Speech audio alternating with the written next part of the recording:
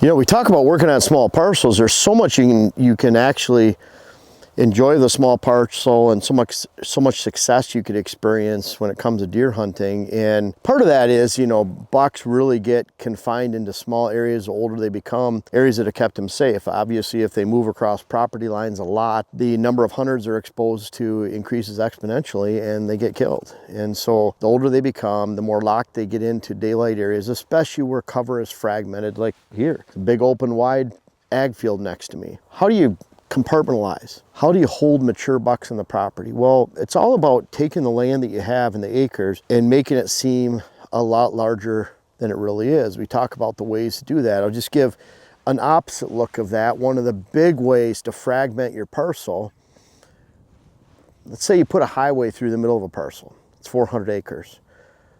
That highway goes through, there's cars buzzing back and forth, and everyone has seen, you know, the big bucks standing in the median or does, but generally when you look into the cover around you, you don't see deer herds bedding within 50 to 75 yards, even 100 yards of highways. They stay off of that. Obviously, if you put a highway through a parcel, you're going to keep deer out of the core area of your property, changes how the property is used, the potential for deer hunting, the potential for herd building, for all kinds of wildlife. Why is it any different to have an ATV trail right through the middle of your property? Something that you use on a daily basis. Deer associate the sound of an ATV with hunters, and although does and fawns, young bucks can get used to it to some extent. Everyone sees them standing in there when you go by. How many times have you seen the oldest buck in the neighborhood stand there and watch you go by in an ATV? It might happen at night.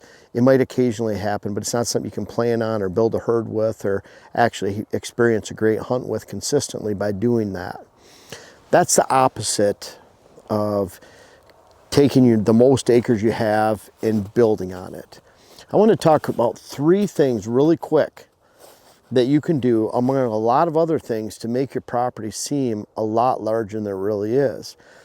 Now, the first thing, we have our road system right here.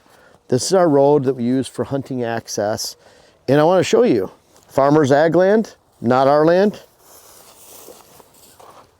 My road system, our land. This is the difference right here. Now some would look at it like, let's keep our road over there 30, 40 yards. So when we move around our parcel, we're not right next to our neighbor's property. It doesn't matter if this is hunting land right here, ag land, whatever it might be. But does it make sense you're giving your neighbor 30, 40 yards of your property?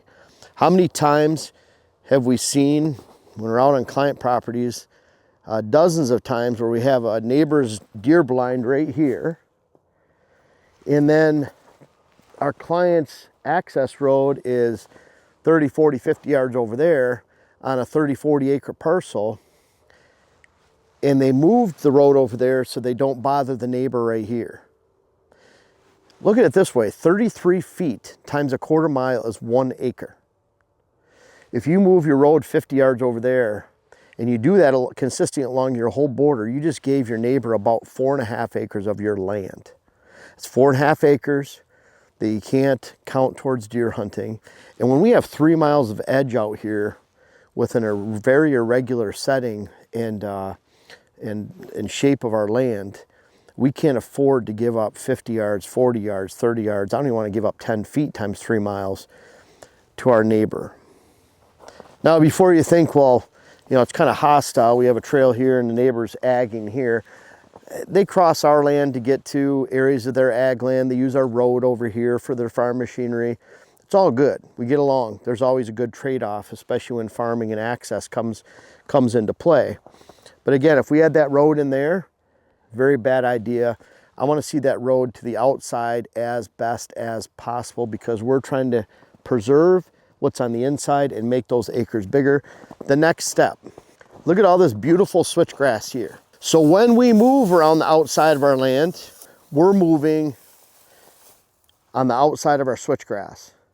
We have the road to the outside. That's one way to make the parcel seem a lot larger because we're not giving up 30, 40, 50 yards, 20 yards. And then having the switchgrass right along the outside further insulates us from the inside. So not only do we have a road here, but we don't have just open cover going back into the woods where we can see a long ways. And so having this screening layer is critical, really critical. Now, if you're on the outside of a woodlot, you could knock this timber down parallel to your border You want to leave holes in that border every 30, 40, 50 yards where deer can get out. I have clients say, well, how about we make it more like a fence? Smart hunters or semi-smart or just an average hunter can figure out a funnel around the inside of a fence. There's always, the longer you make this with a bunch of timber down and no holes to get through, then the more it makes the value, the higher the value increases when it finally does open. And that creates an incredible funnel for your neighbors to hunt, let alone yourself. So that's not a good thing. I'd rather this be porous. The deer can come in and out pretty much where they want to. But if you move that timber parallel to your border, leave some openings every 30, 40 yards, now you can walk behind that timber. You can make a big tangled mess. Because it's a wall of timber, deer don't bed next to it because they can't get away. And so that's one way in wooded cover to build this line right here. Maybe you're in an area where you have a wood lot that faces to the south. You really can't touch the wood lot, but you can plant white spruce, which is more shade tolerant than Norway spruce or white pine, along that border, so it gets a decent amount of sunlight coming in across that ag field, and you're creating that conifer barrier. I've even had clients build berms on the outside of their property, so not only is there access on the outside, then they have a berm. And I've even had clients that have placed a blind. This is northern Wisconsin. They shot a 180 some inch buck with their muzzleloader, but they put the blind right in the berm so that they could park on the backside, not spook any deer out here in a 20-acre food plot, and then come into the blind, look out the window, and see the deer. Bottom line is, huge screening layer. Doesn't matter if it's cuttings, switchgrass, conifer, berm. It's that next layer that tells the deer just on the inside of the switchgrass that we're on the outside, that's their area on the inside. And then let's go on the other side of this food plot and we'll talk about one more layer that we look at, and one layer that we're going to add this year to even make this area a little bit larger. And so the key is, I don't care if we have 255 acres like we do here, 30 acres of cover and 10 acres of fields over in Wisconsin that we hunt. Maybe you have 20 acres, maybe you have 100. It doesn't matter. We want to maximize every acre that we have. That doesn't mean we improve every area. It just means we're constantly building that core area where we're here on the outside, deer on the inside, and then we take advantage of what funnels we can towards the interior where we can blow our scent to the outside, approach from the outside. And it might be that you have a cabin in the middle of your property or a home. That means you can go up the driveway and you're doing everything out from there, chiseling around, working outward from that cabin, and then also you can come all the way around the property. And so you're developing your property almost like a giant wreath all the way around where you're staying out of that area. You either touch it on the outside or the inside. It's just an opposite way to look at it, but you're still creating that access where it's to the extreme edge, that screening layer. And then let's go look at this next layer on the inside. It was kind of cool back here. I'm even hesitant to go back there, but heck, it's early February, season's been done for over a month, and I don't necessarily really care about the sheds too much, but we have Ocho, one of our 4-year-old big 8-point, very wide, nice brow tines. He was going right back into this area I want to show you back here this morning. It's really cool. He comes in, I don't know if he was dogging a doe and the doe went through first, but it almost looks like he's chasing a doe. It's early February. I don't know if that's the case, but he went in there, cut into the left into some of our cuttings, and I don't know if he was just running to go bed down or what he was doing, but it was pretty cool to see. Let's go check out where he just was this morning, and we'll talk about that. It's the third and final piece to what I think is very critical for making your parcel seem a lot larger or getting the most out of all your acres on your property and not leaving any behind. You know, this is kind of sacred right here. It's kind of cool to walk where Ocho came right through here, took a left into there, made his way out into that bedding area. And this is the third piece of making the property seem a lot bigger as we get to the outside edge of this food source and this food plot. Now this is a hinge cut area because we want the deer coming in and out. We have the camera right here, so we get a lot of movement. You can see all our switchgrass down this top. We have hinge cuts going over, so we're really trying to create this more as a bedding top right in here and a bedding ridge top, which we've successfully done. We've had a lot of the big bucks going back and forth through here, including Ocho, Junior, Barry, Shorty. A lot of them were back here, Isaac. So a lot of the big bucks were back here during daylight. But this entire area right here has been cut, and then back in their bedding areas. And so we're bringing this cut right up to the inside edge of the food source for expect deer to come in and out. And you can see we have a lot of rubs back along this outside edge. But by creating that thick layer on the deer side of the food plot, not our approach side. Our approach side, the trail's all the way on the outside. We have that switchgrass layer. And then once we get here, even if we're back here where the cuttings are further back in, you get this very thick wall. And I'm not even counting the hinge cuts here. You just get a very thick wall where we get lots of sunlight in. And then for that, deer feel obviously a lot more secure. Now there's one layer we need to add here. And we just expanded this food plot edge. It went around here. I think we're at the size we want to keep it. So I need to come in here, and this is a perfect time to do so. And I need to frost seed our northern switchgrass blend, get that right around the outside here. And that'll be another layer of protection where we have access on the outside, switchgrass on this side, and a lot of our food plots have switchgrass all the way around the outside and inside. We'll add that layer here, and then cuttings on the inside. And what it does is kind of think of the opposite. You always think of that. Let's say we had access 40 yards this way off the border. Let's say we don't have that switchgrass layer on the inside of our access. Let's say that this timber's still open here. You can see the big pockets of cuttings that we have in here, the hinge cuts right here.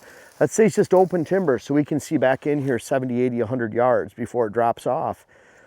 Those deer don't feel comfortable in here during daylight until they're all the way in. In fact, the farmer going by in the machinery, they don't want to sit here and watch him go by. They want to get to a point. So what it does is it pushes deer further and further away from the edge of our property, more into the interior, and we lose all these acres to the outside. So instead of deer feeling comfortable right here during the daylight, or even comfortable right out in this food plot during the daylight, they don't feel comfortable until they're 80 to 100 yards back, and we're losing 100 yards or more all the way around the parcel. When you have 30 acres, well, you're cutting almost to the middle, making it so you don't have any secure area on your property at all. And we do see that often. 40 acres, you might be going halfway in. And even on our property right here, if we add up all this 3 miles of edge and we take out 100 yards where no deer would actually be at and live during the daylight, we're losing 100 acres or more of our cover before we ever even start, let alone if we have an ATV trail going through the middle and everything else. And you can see why when we go to a property and we have random walking trails, access trails, ATV trails that are used during the hunting season, we have trails that aren't on the exterior. We have no screening for those trails. We have no screening on the inside of the food plots. It doesn't matter if it's a switchgrass layer, the cuttings, whatever it is. We can look at a 100-acre parcel lot, and you look at, there's about 5 acres over in that corner we call parcel efficiency that can never even be used by deer. And that's a real shame, because a lot of people want to get the most of their acres, and they're behind before they ever begin, no matter what size the parcel is. Doesn't matter if you have 20 acres or 200, you need to get the most out of your acres, and these 3 quick ways are a way to do that without actually going in and really changing the deer habitat, planting that needs to be. The switchgrass we planted here, it's thick in 2 years as far as edging and screening. These cuttings took place in 1 year. All can be done at the same time, moving a road to the outside. There was never a road out there. All those can be done in one season to drastically change the percentage of acres that you have dedicated to deer and wildlife for the hunting season. Because whatever we do in the off season out here doesn't matter. It all boils back down to what are we protecting during the hunting season. And that's frankly why we're out here right now. Over a month after the hunting season, Ocho just went in there. You can guarantee that I wouldn't allow that. I wouldn't be out here. That would be something we would never do during the hunting season. But in the off season, that's not going to make or break whether we shoot Ocho. He'll be a 5-year-old next year or not. In fact, Jen really likes Ocho. He's a big, clean, beautiful 20-inch wide plus 8-point with a big brow tine. She loves 8 points. So, you know, I passed him up this year hoping Jen would actually shoot him, and she didn't. But bottom line is, all these layers help greatly during the hunting season. Who cares about the off season? And all the work that we put into this off season and paying attention to these 3 things and others that we talk about on this channel are what really sets you up for maybe you're not going to shoot a 200-inch buck. Maybe you're not going to shoot a booner. Maybe you're not going to shoot a 140-inch buck.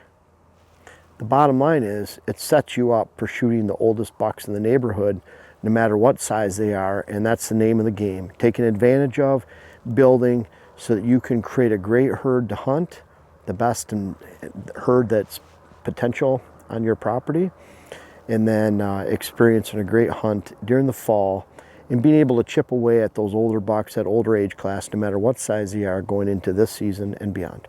I appreciate you guys watching the YouTube channel, but I don't know if everyone knows everything that we have to offer, whether it's on whitetailhabitatsolutions.com, our website, our WHS Wildlife Blends, our seed company. Also Instagram you can check out. I'm very active on Instagram, putting strategies on there, photos of what we do every day. Much more active there than Facebook. But our seed, web classes, books, clients, articles. I have over 600 articles on whitetailhabitatsolutions.com, everything whitetail strategy. Of course, we have hats on there, and then make sure to check us out on Instagram again. But lots of stuff to offer. We're always coming out with new things, and this isn't the end of it. We have more things coming soon. Make sure to check us out.